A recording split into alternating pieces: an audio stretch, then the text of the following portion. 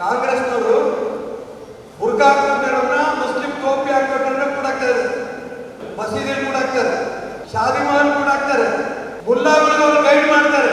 ಅವ್ರು ಮಾಡಿದ್ರೆ ಸಹಾಯವಾಣಿ, ನಾವು ಮಾಡಿದ್ರೆ ಅಕ್ರಮನ? ಟೋಪಿದವರು, ಮುಲ್ಲಾಗಳು, ಬುರ್ಖಾ ಹಾಕಿದವರು, ಗುಡ್ಡೆ ಹಾಕಿ ಅಧಿಕಾರಿಗಳು ಸ್ಪಂದಿಸುವಂತ ಇದೇ ಮಾಡ್ತಾ ಇಲ್ಲ, ಕೆಲಸ ಮಾಡ್ತಾ ಇಲ್ಲ, ಭಯಭೀತರಾಗಿದ್ದಾರೆ. ಭಾರತದ ಚುನಾವಣಾ ಆಯೋಗ ಹಮ್ಮಿಕೊಂಡಿರುವ ಮತದಾರರ ಪಟ್ಟಿ ವಿಶೇಷ ಪರಿಷ್ಕರಣೆ ಎಸ್ಐಆರ್ ಪ್ರಕ್ರಿಯೆ ಕುರಿತು ಸಾರ್ವಜನಿಕರಲ್ಲಿ ಸಾಕಷ್ಟು ಗೊಂದಲ ಉಂಟಾಗಿದ್ದು, ಈ ಹಿನ್ನೆಲೆಯಲ್ಲಿ ವಿವಿಧ ಸಾಮಾಜಿಕ ಹಾಗೂ ಧಾರ್ಮಿಕ ಸಂಘಟನೆಗಳು ಸ್ಥಾಪಿಸಿರುವ ಸಹಾಯ ಕೇಂದ್ರಗಳನ್ನು ರಾಜಕೀಯ ಅಥವಾ ಧರ್ಮದ ದೃಷ್ಟಿಯಿಂದ ನೋಡುವುದು ಸರಿಯಲ್ಲ ಎಂದು ಕರ್ನಾಟಕ ರಾಜ್ಯ ಅಲ್ಪಸಂಖ್ಯಾತರ ರಕ್ಷಣಾ ವೇದಿಕೆ ಹಾಗೂ ಪೀಸ್ ಆರ್ಗನೈಸೇಷನ್ ಆಗ್ರಹಿಸಿದೆ. ಇಂದು ಸುದ್ದಿಗೋಷ್ಠಿಯಲ್ಲಿ ಮಾತನಾಡಿದ ಅಲ್ಪಸಂಖ್ಯಾತರ ವೇದಿಕೆ ಅಧ್ಯಕ್ಷರಾದ ರಿಯಾಜ್ ಅಹಮದ್, ಸರಿಯಾದ ತರಬೇತಿ ಇಲ್ಲದ ಬಿಎಲ್ಒ ಈ ಪ್ರಕ್ರಿಯೆಯಲ್ಲಿ ಪಾಲ್ಗೊಳ್ಳುತ್ತಿದ್ದಾರೆ ಎಂದು ಆರೋಪಿಸಿದರು.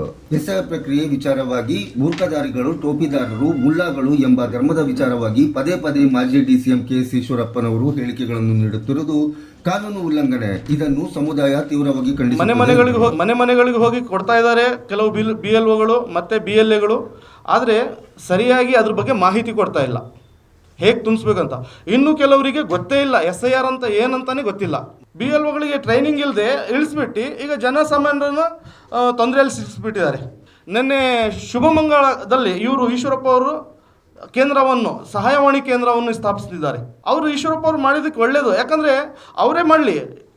ಈಗ ಟೋಪಿದವರು, ಮುಲ್ಲಾಗಳು, ಬುರ್ಖಾ ಹಾಕಿದವರು ಎಲ್ಲ ಸೇರಿ ಗುಡ್ಡೆ ಹಾಕಿ ಇದು ಮಾಡ್ತಾ ಇದ್ದಾರೆ ಅಂತ ಹೇಳಿ ಈ ಥರ ಆರೋಪ ಮಾಡ್ತಾ ಇದ್ದಾರಲ್ಲ, ಆಯಿತು ನೀವೇ ಮಾಡಿಕೊಡಿ ನಮಗೆ. ಇಲ್ಲಿ ಯಾರು ಬಾಂಗ್ಲಾದೇಶದಿಂದ ಆಗಿರ್ಬೋದು, ಪಾಕಿಸ್ತಾನದಿಂದ ಆಗಿರ್ಬೋದು, ಅಫ್ಘಾನಿಸ್ತಾನದಿಂದ ಆಗಿರ್ಬೋದು, ತಾಲಿಬಾನಿಂದ ಆಗಿರ್ಬೋದು ಬಂದವರಲ್ಲ. ಇಲ್ಲಿ ದಿನ ಕೂಲಿ ಮಾಡೋರು, ಮಿಡಿಲ್ ಕ್ಲಾಸ್ನವರು, ಕೆಲಸ ಮಾಡೋರಿಗೆ ಇವತ್ತು ಎಷ್ಟು ಕಷ್ಟ ಅನುಭವಿಸಿದ. ಒಂದಿನ ರಜೆ ಮಾಡಿದ್ರೆ 400ರಿಂದ 500 ರೂಪಾಯಿ, 1000 ರೂಪಾಯಿ ಅವ್ರಿಗೆ ಲಾಸ್ ಆಗುತ್ತೆ. ಅವರು 2002ರಲ್ಲಿ ಓಟ್ ಎಲ್ಲ ಹಾಕಿದ್ರು, ಅವ್ರದ್ದೇನು ಸ್ವಂತ ಮನೆಗಳು ಇರಲ್ಲ. ಹಾಗಾಗಿ ಇವರು ಆರೋಪಗಳು ಮಾಡಿ ಬರೀ ಮುಸಲ್ಮಾನರನ್ನು ತೋರಿಸಿ, ಒಂದು ಸಮುದಾಯವನ್ನು ತೋರಿಸ್ಬಿಟ್ಟು ಈ ಥರ ಪೂರ್ತಿ ಅನಧಿಕೃತವಾಗಿ ನಡೀತಾ ಇದೆ ಅಂತ ಆರೋಪಗಳು ಮಾಡೋದು ಇದು ತಪ್ಪು. ಇಲ್ಲಿ ಯಾರು ಅಕ್ಬರುದ್ದೀನ್ ಓವೈಸಿ ಮತ್ತು ಜಮೀರ್ ಅಹಮದ್ ಬಂದು CM ಆಗ್ತಾ ಇಲ್ಲ.